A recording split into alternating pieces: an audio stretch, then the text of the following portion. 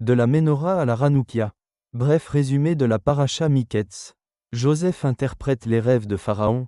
Après 2 ans en prison, Joseph est appelé devant Pharaon pour interpréter ses rêves, les 7 vaches grasses et maigres, les 7 épis pleins et maigres. Il explique que ses rêves prédisent 7 années d'abondance suivies de 7 années de famine. Impressionné par sa sagesse, Pharaon nomme Joseph gouverneur d'Égypte, lui confiant la tâche de gérer les réserves de nourriture pour les années d'abondance en vue de la famine. Les frères de Joseph descendent en Égypte pour acheter du grain, sans reconnaître Joseph. Ce dernier les accuse d'espionnage pour les éprouver.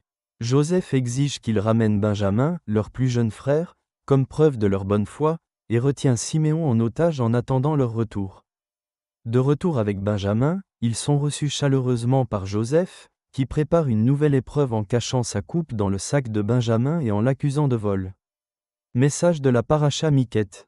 La paracha Miketz offre une vision prophétique du plan de Dieu, à travers les rêves de Pharaon, l'élévation de Joseph et les événements qui s'ensuivent. Ces récits ne sont pas seulement historiques, mais aussi des symboles des cycles spirituels messianiques orchestrés par Dieu. Le mot Miketz, qui signifie « au bout de », a une guématria de 230, parfois interprété comme un cycle prophétique lié au temps de la fin, sur le long terme. La paracha de ce Shabbat est en plein Hanouka, et il faut se rappeler qu'il y a toujours un rapport entre la paracha et toute fête qui coïncide avec elle. Cette paracha est souvent lue pendant Hanouka, renforçant un lien spirituel entre les événements de Joseph et cette fête de la lumière. Hanouka célèbre la lumière qui triomphe des ténèbres. Dans Miketz, Joseph est tiré des profondeurs de la prison pour devenir une lumière rédemptrice. En interprétant les rêves de Pharaon, il apporte la lumière de la sagesse divine dans une situation obscure, tout comme les bougies de la Hanoukia illuminent une époque de grande oppression spirituelle sous la domination grecque. La Ménorah et la Hanoukia, lumière naturelle et surnaturelle. La Ménorah a 7 branches, symbole de la perfection et de la lumière divine éternelle. Ces 7 branches représentent les 7 jours de la création et la lumière de la Torah, illuminant le monde dans l'ordre naturel des 7 fêtes de l'Éternel, les 7 yeux, qui sont les 7 esprits de Dieu envoyés par toute la terre.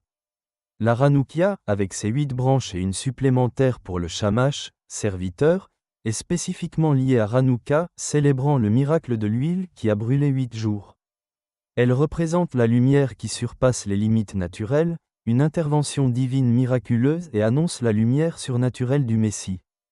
Le Shamash, ou serviteur, éclaire toutes les autres flammes. Il est une image prophétique de Yeshua, le serviteur.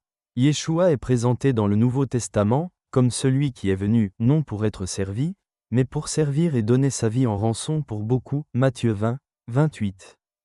Ce rôle de serviteur est directement lié au concept du Shamash car il est celui qui apporte la lumière aux autres. En Jean 8, 12, Yeshua déclare « Je suis la lumière du monde ». Le Shamash, en tant que source de lumière pour les autres flammes, peut être vu comme une métaphore de Yeshua illuminant les vies et guidant vers la vérité. Yeshua, la lumière du monde, guide et nourrit spirituellement comme le Shamash éclaire la Hanoukia. Dans Miketz, le chiffre 7 représente les cycles naturels. Les rêves des 7 vaches grasses et maigres et des 7 épis pleins et maigres révèlent une alternance entre des périodes d'abondance et de famine, non seulement matérielles, mais aussi spirituelles. Les vaches représentent l'époque des sacrifices sur l'autel, où la Torah éclaire le monde par sa lumière, semblable à la Ménorah dans le temple. Les épis symbolisent une autre dimension, celle du Messie, le pain de vie, qui viendra nourrir et sauver non seulement Israël, mais aussi les nations dans un temps de famine spirituelle. Comme Joseph, Yeshua est rejeté par ses frères, mais élevé par Dieu pour devenir une source de salut. Joseph sauve l'Égypte et sa famille grâce à sa sagesse. Yeshua, le Messie, nourrit spirituellement toute l'humanité. Le chiffre 8 de la Hanoukia va au-delà des cycles naturels. Il évoque toujours l'extraordinaire, le miraculeux, l'inexplicable. Il incarne la lumière surnaturelle du Messie, qui transcende les limites du monde. Comme Yeshua le miracle venu sur terre. C'est le dépassement du naturel. La Ménorah, avec ses 7 branches, se connecte au naturel et à la création, tandis que les 8 branches de la Hanoukia symbolisent le dépassement de l'ordre naturel, le miracle. Par Yeshua, la lumière complète la lumière de la Torah, annonçant une ère de changement spirituel. Yeshua est le miracle, Dieu, fait homme venu sauver le monde. Cela évoque le passage de l'invisible au visible, du céleste au terrestre. Hanouka, une fête de consécration. Hanouka ne fait pas partie des 7 fêtes prescrites par la Torah car elle est une fête de dédicace personnelle. Elle symbolise notre propre consécration en tant que temple vivant pour Dieu, accompli en Yeshua. Notre engagement et notre affirmation à être de fidèles serviteurs qui vont éclairer les autres par sa lumière qui brille en nous. Le message de Miquette est clair, Dieu dirige les événements du monde pour révéler sa lumière et son plan de salut. À travers la Torah et la Torah vivante qu'est le Messie, il illumine chaque époque. La lumière de la Ménorah, la Torah, prépare le monde à recevoir la lumière de la Hanoukia, le Messie, qui dépasse le temps et l'espace. Joseph, en sauvant son peuple et les nations, annonce la mission ultime de Yeshua, qui est de nourrir spirituellement et d'apporter une lumière éternelle à toute l'humanité.